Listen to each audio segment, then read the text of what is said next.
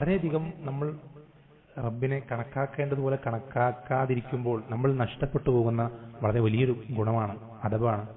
റബ്ബിൽ നിന്ന് ലജ്ജിക്കാതിരിക്കുക, നാണിക്കാതിരിക്കുക. റബ്ബ് കണ്ടാൽ നമുക്ക് കുഴപ്പമില്ല. ആര് കണ്ടാൽ, നാട്ടുകാർ കണ്ടാൽ നമുക്ക് പ്രശ്നമാണ്, കുടുംബക്കാരറിഞ്ഞാൽ പ്രശ്നമാണ്.